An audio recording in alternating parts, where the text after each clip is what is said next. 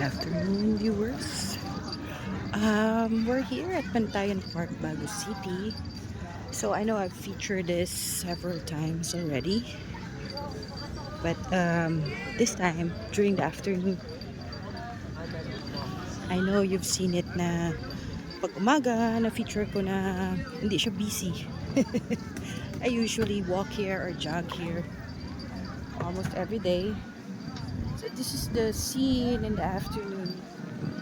A lot of people, especially um, teenagers, children, diba? So it's still a beautiful sight to see the people are still enjoying nature, having this kind of environment, or shall we say, a park. So this is what we call the Bantayan Park in Baguio City, Negros Occidental. So, ayan.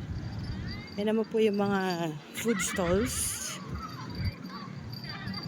na a lot of people are really supporting. But I'll just do another entry on that. Just actually showing you our beautiful, beautiful Bantayan Park on a typical afternoon. Diba guys? Napaka-refreshing na may ganito ba tayo? Despite the modern age, puro buildings, malls. ito yung daily scene ko when I am in the province. Sorry guys kung sometimes I speak in Ilonggo, sometimes in Tagalog. Kasi gusto ko lang naman na lahat nakakaintindi ng mga vlogs ko. Well, well, this is just an appreciation post. Actually, just showcasing my hometown, what's to see, and of course, tingnan nyo naman guys, diba? Napakaganda. And the sunset is one of the most beautiful scenic sunsets you'll ever see if you go here. Low tide. So this is the Baguio River and the mangroves. So really preserve nature here. Just a quick balance of things lang, diba? Ito naman yung nature, may entertainment, and yan. On the sides naman, you can see the rows of restaurants. Ayan, pwede ka mamili dyan. Ang dami silang mga food na sinaserve.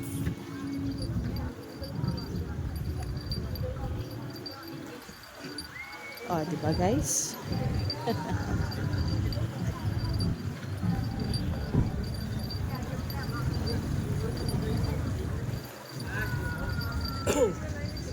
Hello! Yung hapon. Ayan. Mga friends ko din, diba? So, they're also doing their morning walks. Napakaganda. And si Manong, halos everyday siya dito. Bibenta siya na kanyang mga bracelets. And so, kung gusto niyo naman talaga ng mga nature trip, magpunta kayo dito, this is the place to be. Fun, family oriented. Ngayong hapon, imo ta vlog ah. Kinaano ko lang ang Baguio City, pina-promote.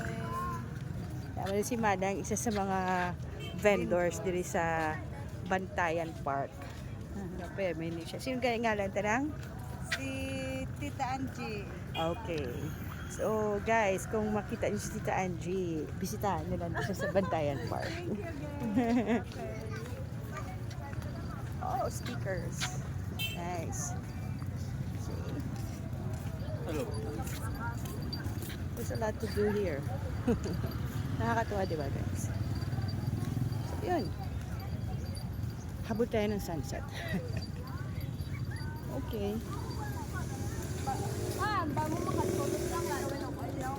So, mix-mix na yung language ko. May Ilonggo, may Tagalog, di ba?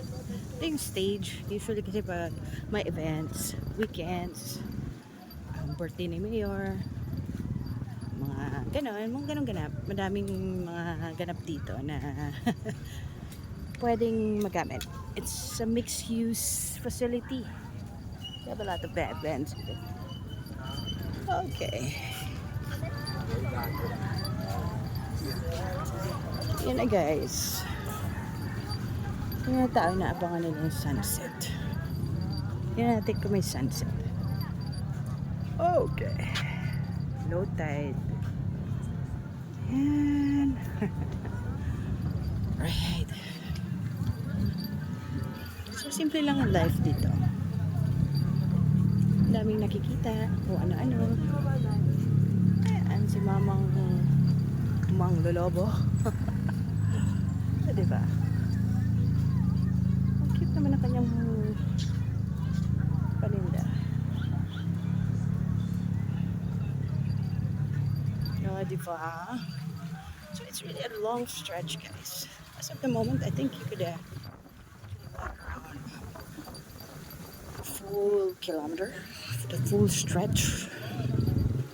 So you could, you know, if you're into the 10K steps a day, you could really hit it. Ayan. Sorry kung medyo ano yung video, shaky. Ayan, pwede kayong kumain dito. Dami kayong pagpipili. Fresh seafoods, chicken inasal. And kung gusto nyo naman na medyo budgetarian tayo, dami tayong mga anik-anik.